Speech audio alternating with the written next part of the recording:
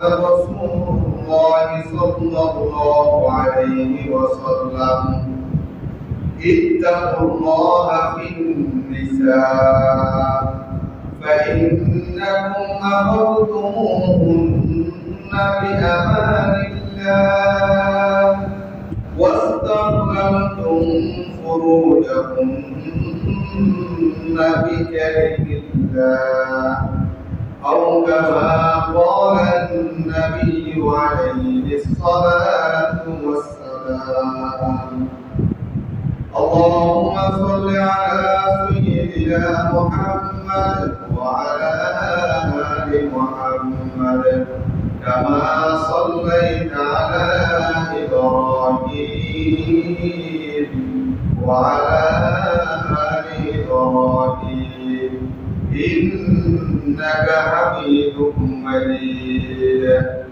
اللهم بارك على محمد وعلى آل محمد كما باركت على إبراهيم وعلى آل إبراهيم إنك حميد مجيد سبحانك لا علم لنا إلا ما علمتنا إنك أنت العليم الحكيم رب اشرح لي صدري ويسر لي أمري واحلل عقدة من لساني يفقهوا قولي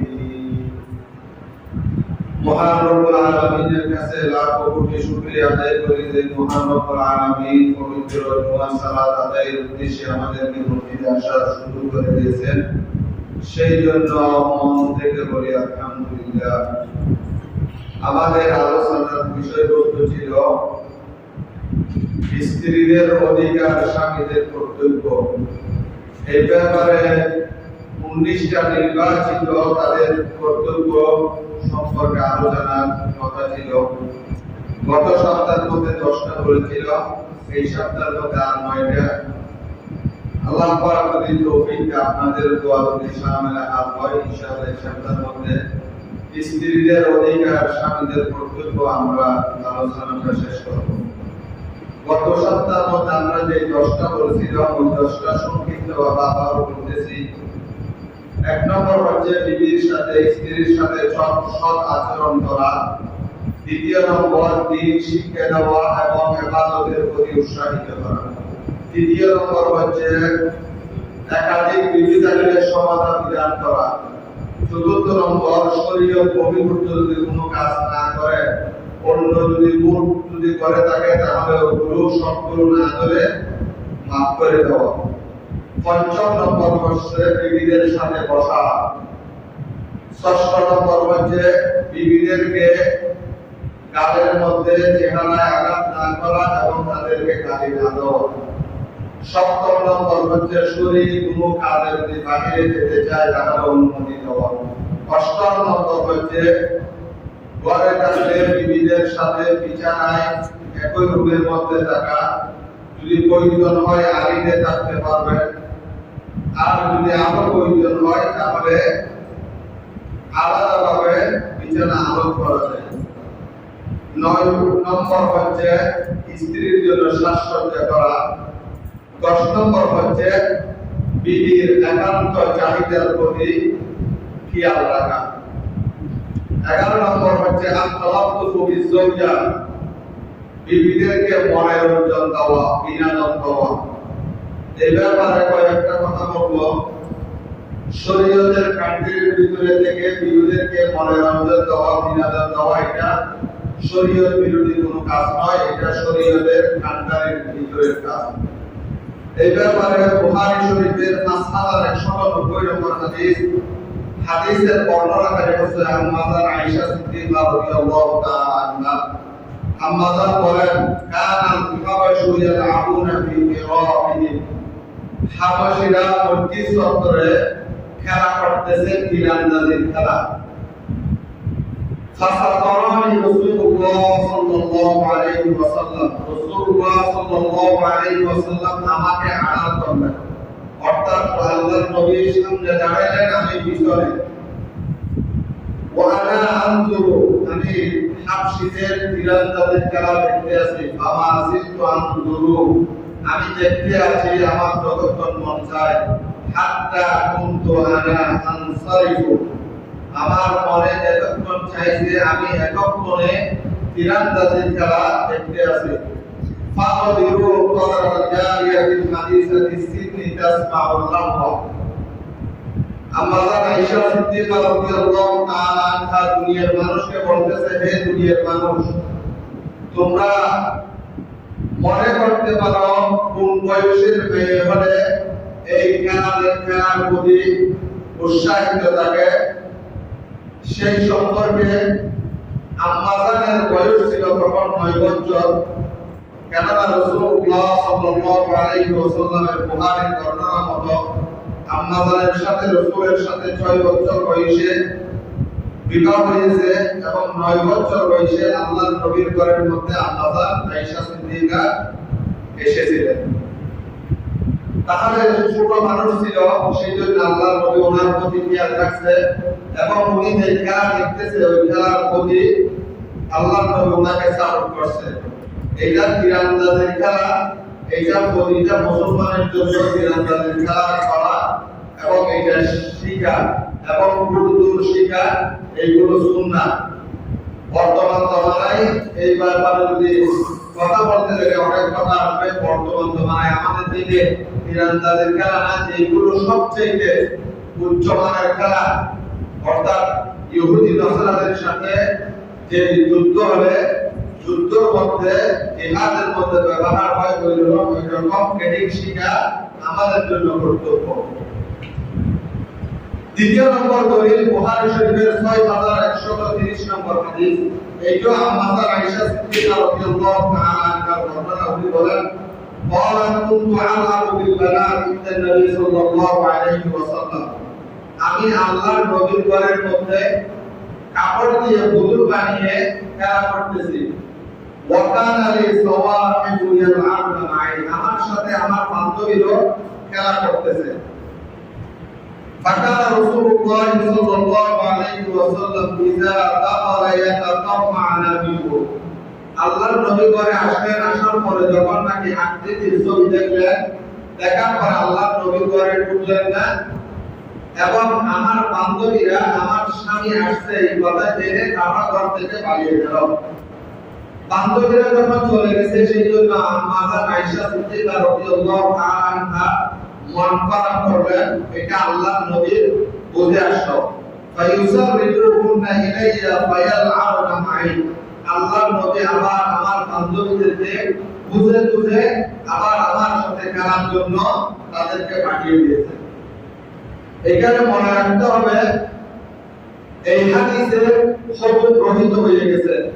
আম্মাজান আয়েশা সিদ্দিকা রাদিয়াল্লাহু তাআলা আনহা অসংখ্য হাদিসের দ্বারাই এই হাদিসের যে পুতুল বানানো, আকৃতি বানানো এবং রূপ বানানো, এইগুলো জায়েজ না, এগুলো হারাম। সেজন্য এটা দিয়ে এটা দলিল দিতে পারবেন না। রূপ বানানো দলিল দেওয়া যাবে না এবং পুতুল বানানো এটা দলিল দেওয়া যাবে না। তৃতীয় নম্বর দলিল হচ্ছে আবু দাউদ শরীফের 2578 নম্বর হাদিস। এই হাদিসটা আম্মাজান আয়েশা সিদ্দিকা রাদিয়াল্লাহু তাআলা আনহা বর্ণনা করে বলেন, আন্নাহা কানাত মা'আন নবী সাল্লাল্লাহু আলাইহি ওয়াসাল্লাম ফি সাফারি, আমি আল্লাহর নবীর সাথে এক সফরে গেলাম। সফরে যাওয়ার পরে কাসানা ওয়াকাতু, আমি আল্লাহর নবীকে বললাম আমরা একটা দৌড় প্রতিযোগিতা দিই, দৌড় প্রতিযোগিতা দিই। কাসা ওয়াকাতু আলা রিজলাইয়া, দৌড় প্রতিযোগিতা দিতে গিয়ে আল্লাহর নবীকে হারিয়ে দিলেন আম্মাজান আয়েশা সিদ্দিকা রাদিয়াল্লাহু তাআলা আনহা। মুফাসসিরিন একরামরা বলতেছে, বিবিকে মনের রঞ্জন দেওয়ার জন্য, খুশি করার জন্য আল্লাহর নবী বিজয় না হয়ে ওনাকে বিজয় করে দিলেন। ফালাম্মা হামালতুল লাহবা, যখন কিছুদিন যাওয়ার পরে আম্মাজান লম্বা ছিল, তখন ছোট ছিল।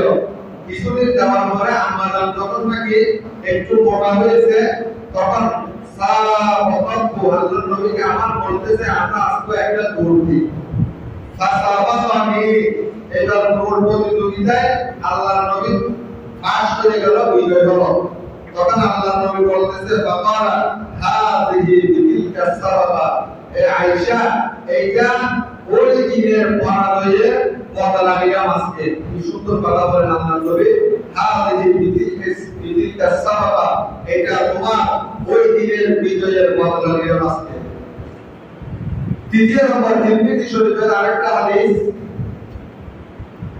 আম্মাজান হযরত আনাস রাদিয়াল্লাহু তাআলা আনহু বর্ণনা রাসূলের এক বিবির নাম ছিল সুফিয়া হযরত সুফিয়া রাদিয়াল্লাহু তাআলা আনহা সাথে আল্লাহর নবীর বিবাহের আগে উনি একজন ইহুদি স্ত্রী ছিল আর ওনার বাবাও ছিল ইহুদি ওনার বাবার নাম ওয়াইদ ইবনে আখতাব এবং ওনার কানের মধ্যে এই কথা গেছে বাবা সুফিয়া আন্না হাফসাতা ক্বালাত বিনতু ইহুদিয়্যিন হযরত হাফসা হযরত ওমর বিন খাত্তাব রাদিয়াল্লাহু তাআলা আনহুর মেয়ে ওনাকে বলছে তুমি একজন ইহুদি মেয়ে তুমি একজন ইহুদি মেয়ে এই কথা যখন নাকি সুফিয়া শুনছে তখন ওনার খুব খারাপ লাগছে ফাতাফত সেই কান্নাকাটি করতেছে فدخل عليه النبي صلى الله عليه وسلم وهي تبكي আল্লাহর নবী ওনার ঘরের মধ্যে প্রবেশ করলেন দেখতেছে উনি কান্নাকাটি করতেছে ফাকালা মা ইউবকিকি তুমি কি জন্য কান্না করতেছো কি সমস্যা হয়েছে ফাকালা তখন উনি বলতেছে হযরত সুফিয়া ক্বালাত লি হাফসা ইন্নী বিনতু ইহুদিয়্যিন আপনার অপর বিবি হাফসা আমাকে ইহুদির মেয়ে বললেন অথচ আমি তো আগে ইহুদি ছিলাম কিন্তু আমি তো এখন মুসলমান হয়েছি তখন আল্লাহর নবী কিভাবে তাদেরকে সান্ত্বনা দিচ্ছে হাদিসের মধ্যে আসতেছে যখন এই কথা বলার পরে ফাকালান নবী সাল্লাল্লাহু আলাইহি ওয়াসাল্লাম লিইবনাতি নবিয়্যিন ওয়া ইন্না আম্মিকি লানাবিয়্যিন ওয়া ইন্নাকি লাতাহতা নাবিয়্যিন ফাফীমা তাফতারিন আল্লাহ নবী বলতে তোমাকে কে বলছে তুমি ইহুদি মেয়ে তুমি তো একজন নবীর মেয়ে এবং তোমার একজন চাচা নবী আর তোমার স্বামী একজন শ্রেষ্ঠ নবী মুহাম্মদ রাসূলুল্লাহ সাল্লাল্লাহু আলাইহি ওয়াসাল্লাম এখন তাহলে এখানে কথা হচ্ছে যে উনি তো আসলে একজন ইহুদির মেয়ে তাহলে আল্লাহ নবী এটা কেন বললেন তখন এইটা দুইটা ব্যাখ্যা এটা দুইটা ব্যাখ্যা একটা হচ্ছে ওনার বংশ দিয়ে মিশে হযরত হারুন আলাইহিস সালাতু ওয়াস সালামের সাথে সেই হিসাবে হারুন আলাইহিস সালাম ওনার বংশের বাবা আবার হারুন আলাইহিস সালাতু ওয়াস সালামের ভাই হচ্ছে মুসা আলাইহিস সালাম সেই হিসাবে মুসা আলাইহিস সালাতু ওয়াস সালাম ওনার চাচা আর মুহাম্মদুর রাসূলুল্লাহ সাল্লাল্লাহু আলাইহি ওয়াসাল্লাম ওনার স্বামী আরেকটা ব্যাখ্যা হচ্ছে ওনার বংশ দিয়ে মিশে হযরত ইব্রাহিম আলাইহিস সালাতু ওয়াস সালামের আরেকজন সন্তান হযরত ইসহাক আলাইহিস সালাতু ওয়াস সালামের সাথে সেই হিসাবে ইসহাক আলাইহিস সালাম ওনার বাবা আর ইসহাক আলাইহিস সালাতু ওয়াস সালামের ভাই হচ্ছে ইসমাঈল আলাইহিস সালাম সেই হিসাবে ইসমাঈল আলাইহিস সালাম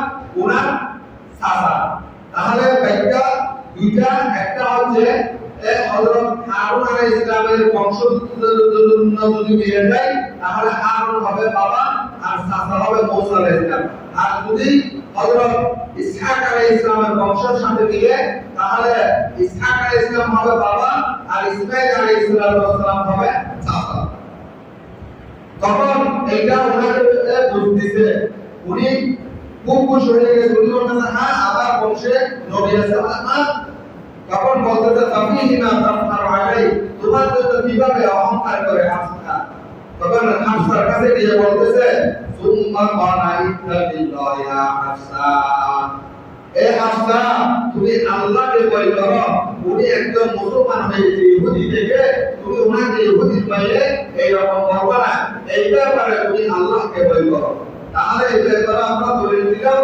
চারটা দলিল বিবিদেরকে মনে রাখতে দেওয়া অর্থাৎ বিনোদন দেওয়া, এটা শরীয়ত বিরোধী না, এটা শরীয়তের কান্ডারে। আমাদের মনোরঞ্জন দিতে গিয়ে এরকম করে না কক্সবাজার নিয়ে যাওয়া, ফজলিন নিয়ে যাওয়া, ওইখানে বেহাইয়া করার মধ্যে না, শরীয়তের কান্ডারের ভিতরে থেকে বিবিকে মনোরঞ্জন দেওয়া, এটা শরীয়ত পরিবর্তন না, এটা শরীয়ত গাইড দিয়েছে। 12 নম্বর হচ্ছে আইয়ুসি ইসলামনা বিহা, বিবিদেরকে কি করা, ভালো ধারণা করা, ভালো ধারণা করা, খারাপ ধারণা না করা।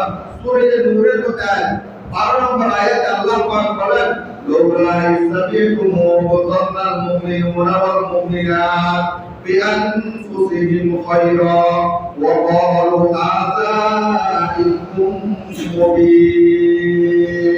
তোমরা যখন নাকি উল্টোপাল্টা শুনছো আমাদের আয়েশা সিদ্দিকার ব্যাপারে, হে মুসলমান নারী এবং মুসলমান পুরুষরা, তোমরা ভালো ধারণা করো না কেন?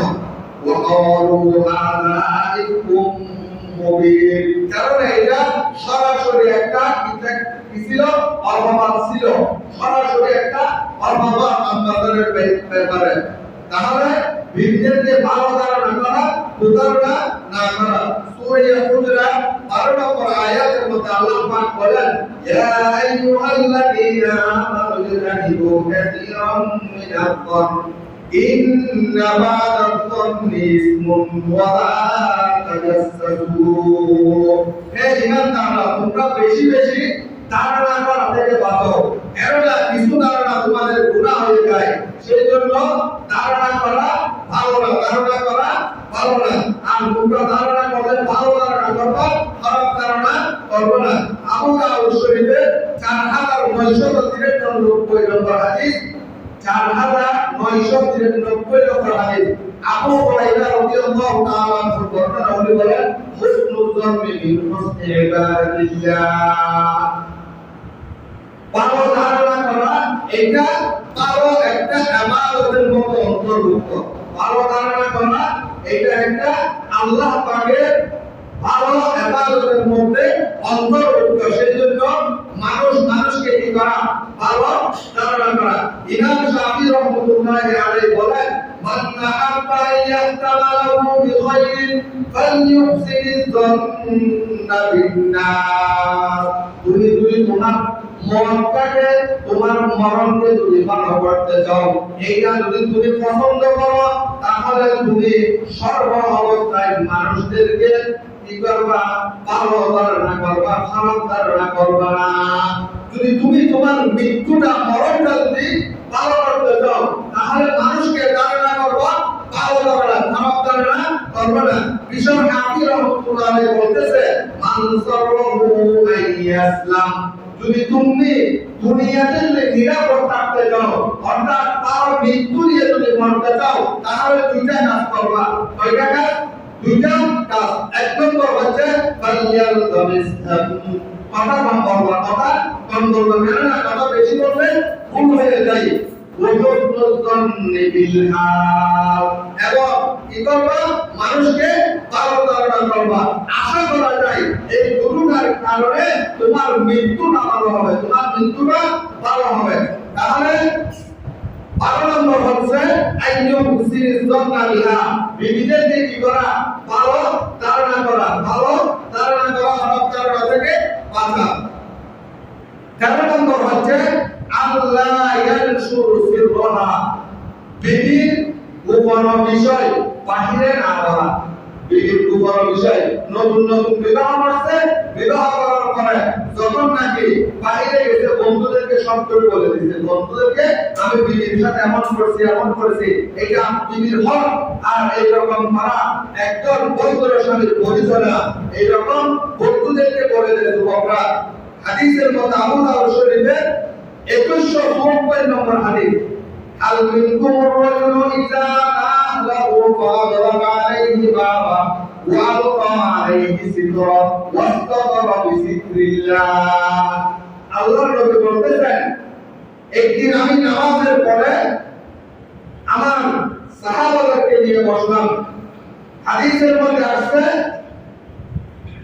পুরুষ সাহাবা ছিল 2 কাতা, মহিলা সাহাবা ছিল 1 কাতা। আবার এটা নিয়ে প্রশ্ন দিয়ে না, সরকার আলাদা এটা। আর এক বর্ণনায় আছে মহিলা 2 কাতার পুরুষ 1 কাতার। তখন আল্লাহর নবী বলতেছে, হে দর্শক আমার সাহাবীরা, আমি কি কথা বলছি ভালো করে শুনো। তোমরা তোমাদের বিবির সাথে যে মিলিত হও, তোমরা তোমাদের বিবির সাথে যে মিলিত হও, দরজা বন্ধ করো কিনা। 1 নম্বর কি, দরজা বন্ধ করো কিনা।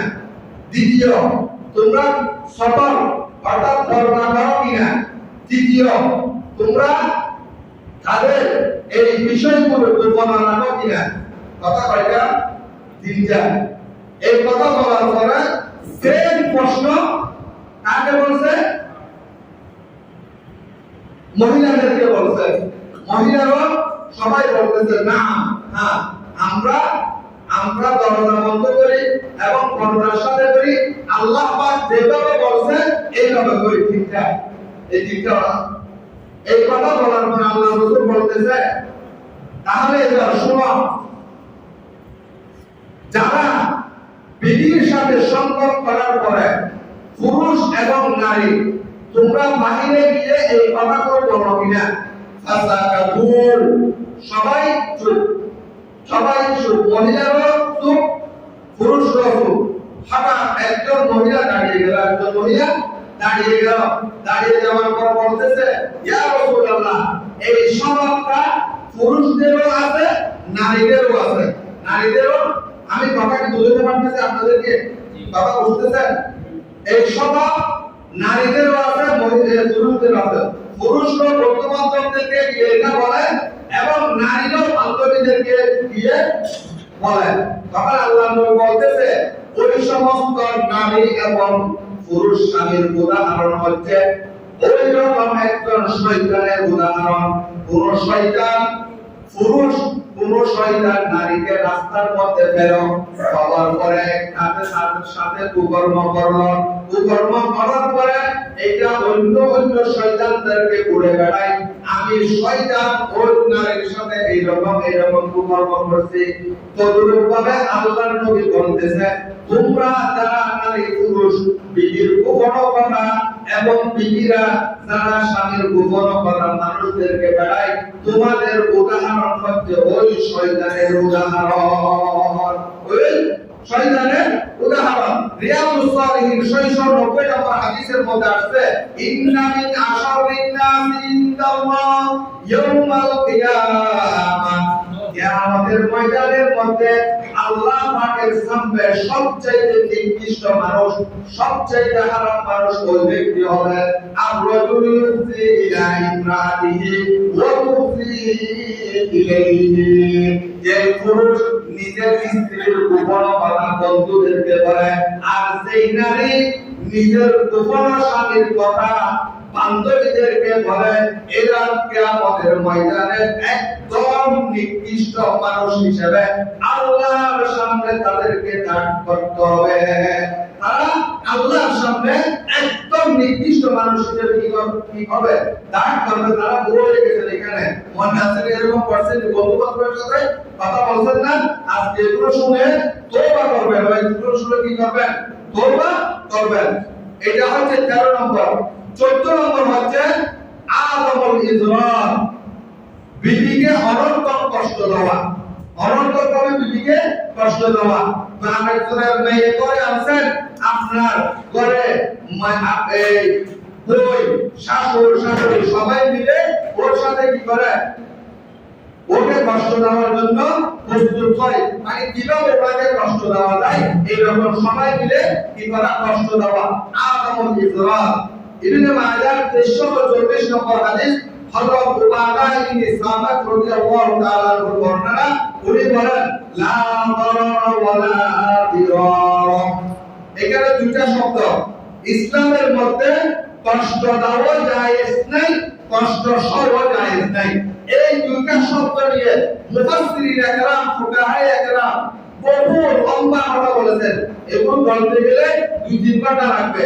সেই জন্য ইসলামের মধ্যে লা দারারা ওয়ালা দিরারা, কষ্ট দেওয়া জায়েজ নাই, কষ্ট সহ্য কি নাই? জায়েজ নাই। তিরমিজি শরীফে 1941 নম্বর হাদিস হযরত আবু বকর সিদ্দিক রাদিয়াল্লাহু তাআলা আনহু বর্ণনা উনি বলেন মালউনুন মান দারা মুমিনান আও মাকারা বিহি আল্লাহ পাকের লানত ওই মানুষের উপর যিনি কোন মুমিন নারীকে কষ্ট দেন আও মাকারা বিহি অথবা ওনাকে ঘর থেকে বাহির করার চক্রান্ত করে, ঘর থেকে বাহির করা এরকম করে না এর জন্য বসে ঘরের মধ্যে বই এবং আরো অন্য যারা আছে শাশুড়ি শাশুড়ি সবাই মিলে চক্রান্ত করে কিভাবে অপরের মেয়েকে ঘর থেকে বাহির করা যায়। তাহলে হাদিসের মধ্যে বলতেছে মালউন ওই মানুষ অভিশপ্ত মান দারা মুমিনান যে কোন মুমিন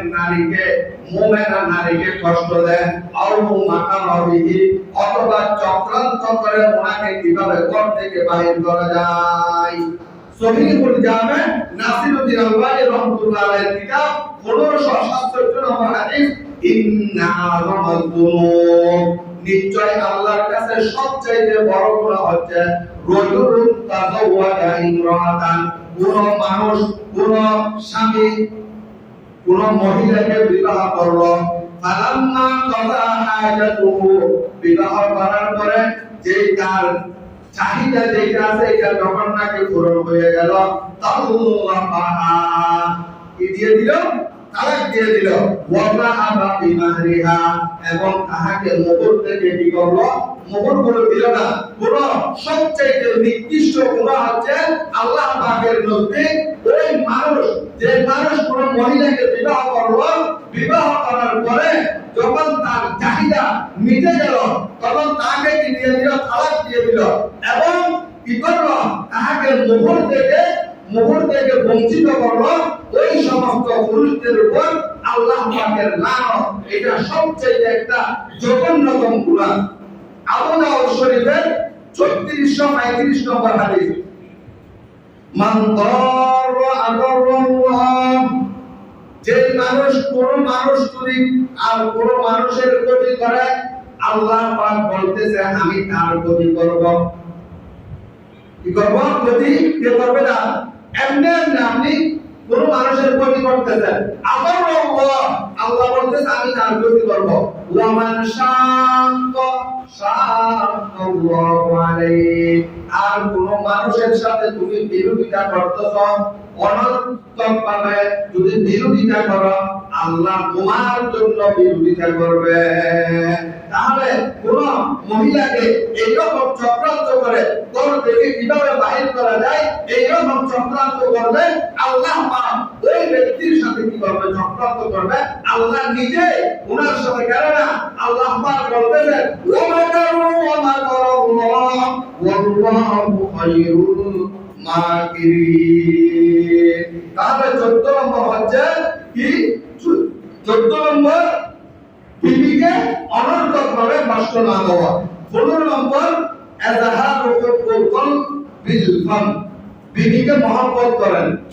বিবিকে কি করা মহব্বত করা আর এই মহব্বতের কথা দিলে না বলে মুখে বলা কি বলা বিল ফাম আযহারুল কুল বিল ফাম মানে দিলের ভালোবাসা মুখে কি করা প্রকাশ করা।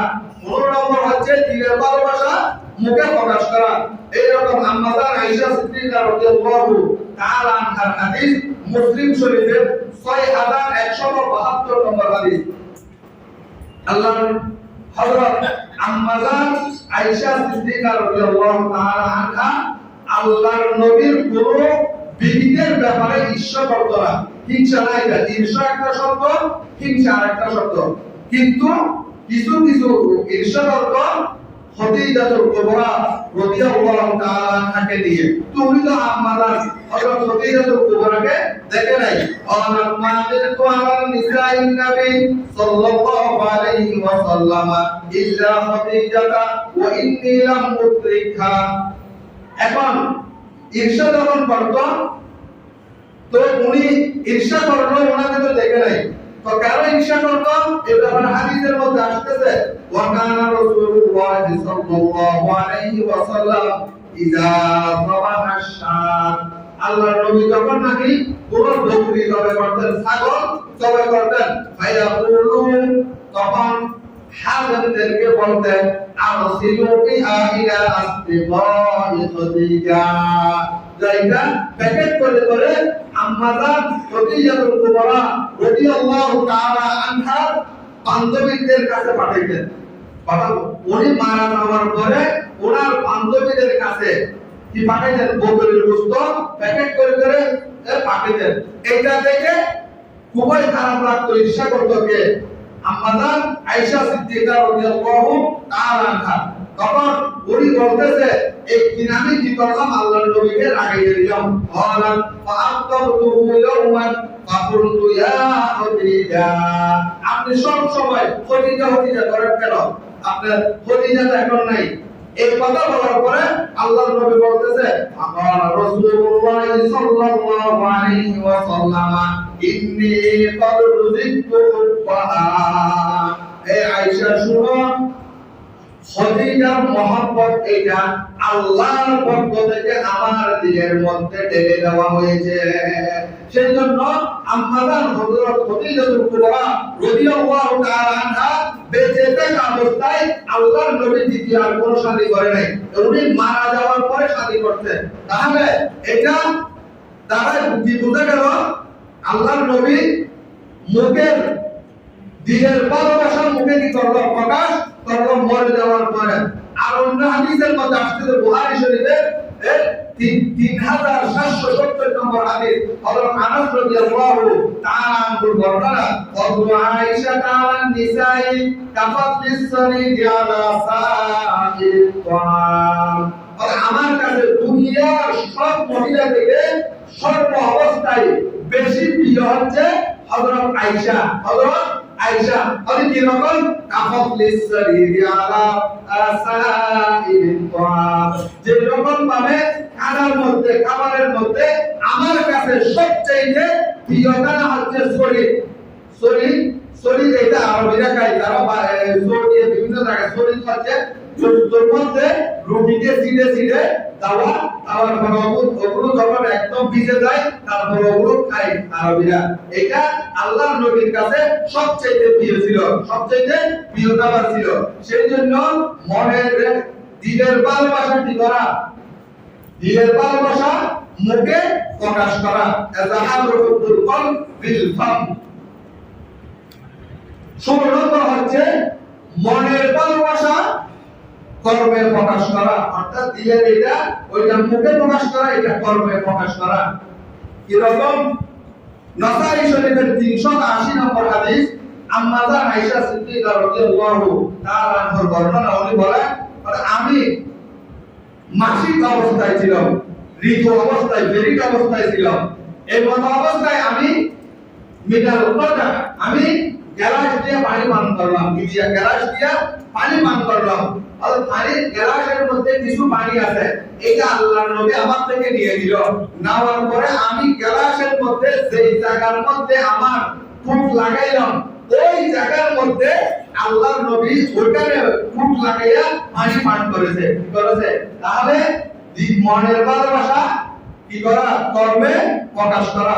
শুধু তাই না, আরেকটা কথা, আমি যখন নাকি কোন বকরির গোশত, ছাগলের গোশত হাঁটি নিয়ে খাইতাম, খাওয়ার পরে গেলে একটু একটু মাংস লেগে থাকতো গোশত, তবে আল্লাহর নবী আমার থেকে নিয়ে আমার ঠোঁট যেখানে লাগছে ওইখানে আল্লাহর নবী নিজের দাঁত লাগিয়ে লাগিয়ে টেনে টেনে খেতেন। কি করতেন? টেনে টেনে খেতেন। তাহলে মনের ভালোবাসা কর্মে কি করা? প্রকাশ করা। এটা 6 নম্বর। 16 নম্বর 17 নম্বর হচ্ছে স্ত্রীর প্রতি আন্তরিক হওয়া। স্ত্রীর প্রতি কি হওয়া? আন্তরিক হওয়া। এটা সুনানুল কুবরা একটা কিতাবের নাম। হাদিস নম্বর হচ্ছে 8951 নম্বর হাদিস। এই হাদিসের বর্ণনাকারী হচ্ছে আম্মাজান আয়েশা সিদ্দিকা রাদিয়াল্লাহু তাআলা। উনি বলতেছে আল্লাহর নবী হঠাৎ ঘরের সামনে আসলো, ঘরের সামনে আসলো, আসার পর আমাকে ডাক দিল, ইয়া হুমায়রা, ইয়া হুমায়রা। ইয়া হুমায়রা এই শব্দের বাংলা শব্দ, বাংলা হচ্ছে ও লাল গোলাপি, ও লাল গোলাপি। তাহলে স্ত্রীর প্রতি কি হও আন্তরিক। এইটা শুনে আমাদের আয়েশা সিদ্দিকা বেশি খুশি হয়ে গেল। হওয়ার পরে আমরা প্রথম হাদিসে যাব 5190 নম্বর যে হাদিস, ওই হাদিসের শেষে আসছে যখন আমাদের ওই হাবশীদের তীরন্দাজের খেলা দেখতেছে, দেখতে দেখতে আল্লাহর নবীর সামনে দাঁড়াইছে, আল্লাহর নবীর পিছনে আম্মাজান আয়েশা সিদ্দিকা রাদিয়াল্লাহু তাআলা আনহা এই চাবিটা এখানে দিয়ে দিল। কোথায়? এখানে দেওয়ার পরে আম্মাজানের মুখটা, চেহারাটা আল্লাহর নবীর চেহারার সাথে লাগিয়ে দিয়েছে। লাগিয়ে দেওয়ার পরে আল্লাহর নবী কিছুক্ষণ পর বলতেছে হাসবুক, এ হয়েছে। তখন উনি বলতেছে লা তাআজাল, ইয়া রাসূলুল্লাহ আপনি এরকম কেন করতেছেন, আর একটু। তারপর আবার বলতেছে হাসবুক, তোমার খেলা দেখা শেষ। আবারও বলতেছে লা তাআজাল, আপনি তাড়াতাড়ি করিয়েন না। আবারও বলতেছে হাসবুক, এরকম তিনবার বলল।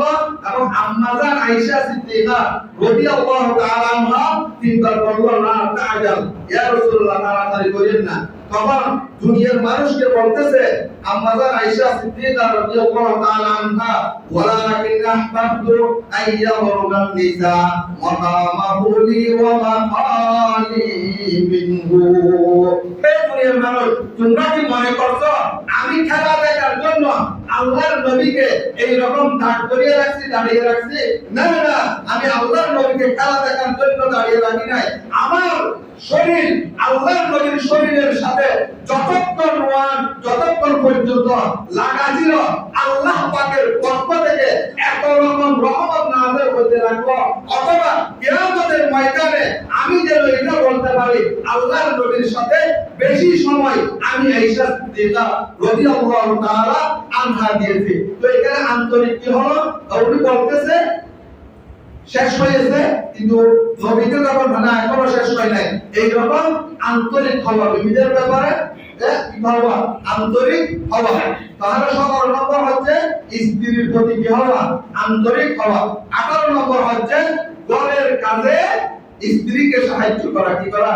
ঘরের কাজের মধ্যে স্ত্রীকে কি করা? সাহায্য করা। এই ব্যাপারে মুসনাদ আহমদের 26,194 নম্বর হাদিস। দলিল কি? মা কানা ইয়াসনাউ রাসূলুল্লাহ সাল্লাল্লাহু আলাইহি ওয়াসাল্লাম ফিল বাইত। এক মহিলা আসে জিজ্ঞাসা করল আম্মাজান আয়েশা সিদ্দিকা থেকে, আল্লাহর নবী ঘরের মধ্যে কি কোনো কাজ করে? তখন বলতেছে কি বললা তুমি, কি কাজ করে? মানে কি কাজ করে? ইয়াহরুবু শাফা, আল্লাহর নবী এখানে ছাগলের দুধ দোহন করে। কি করে? ছাগলের দুধ দোহন করে। ওয়ায়াতুমু নাফসা, এবং নিজের কাজ নিজে করে। নিজের কাজ নিজে করে। এখন আমরা কি করি? ঘরের মধ্যে নিজের রঙ্গিনা পর্যন্ত স্ত্রীর কখন দিয়ে দিবে, সেই জন্য বাথরুমের মধ্যে রাখি দিই। ওয়ায়াতুমু নাফসা, নিজের কাজ নিজে করত। আরো মুসনাদ আহমদের 26,239 নম্বর হাদিস, আল্লাহর নবী কি করতেন? কানা ইয়াহিদু সাওবা, নিজের কাপড় নিজে সিলাই করতেন। ওয়ায়াহিদু নালা, এবং নিজের জুতা নিজে সিলাই করতেন। এই কাজগুলো একদিনও করবেন, এগুলো সুন্নাত। যদি সিলাই কেউ না পারেন, সিলাইয়ের জন্য পানওয়ালি করবেন, একটু সিলাইয়ে দেখবেন। এবার এরকম জুতা, আপনার একটা জুতা নিয়ে সিলাই গেছে, এটা মুখের কাছে না নিয়ে নিজে আগে চেষ্টা করবেন, একটা সুন্নাত জিন্দা করার সওয়াব পাইবেন। তখন আল্লাহর আমাদের আয়েশা বলতেছে, ওই মহিলা বলতেছে, আরে এটা করে এরকম একটা নবী হওয়ার পর কানা বাশারা মিনাল বাশার, এইটা তো একটা অসাধারণ মানুষের কাজ। এটা একটা অসাধারণ মানুষের কাজ। নবী তো একটা মানুষ, কিন্তু আমাদের মতো মানুষ না, অসাধারণ মানুষ, মহা মানব। তাহলে 18 নম্বর হচ্ছে ঘরের কাজের মধ্যে বিবিকে কি করা? সাহায্য করা। 19 নম্বর হচ্ছে বিবির মর্যাদার প্রতি খেয়াল রাখা। বিবির মর্যাদার প্রতি কি রাখা? খেয়াল রাখা। মর্যাদা কি? এই হাদিসের মধ্যে আসছে আন-নাফকা ওয়াস-সুকনা ওয়াল-মাসকানা। কয়টা? 3টা। নাফকা মানে স্বামী নিজে কি করবে? স্ত্রীর খাবারের ব্যবস্থা করবে। এখন বহু মানুষ তো আছে, সেই স্ত্রীকে দিয়ে দিয়েছে চাকরির মধ্যে, স্ত্রীর চাকরি নিয়ে দিতে চাই, স্বামী একাই।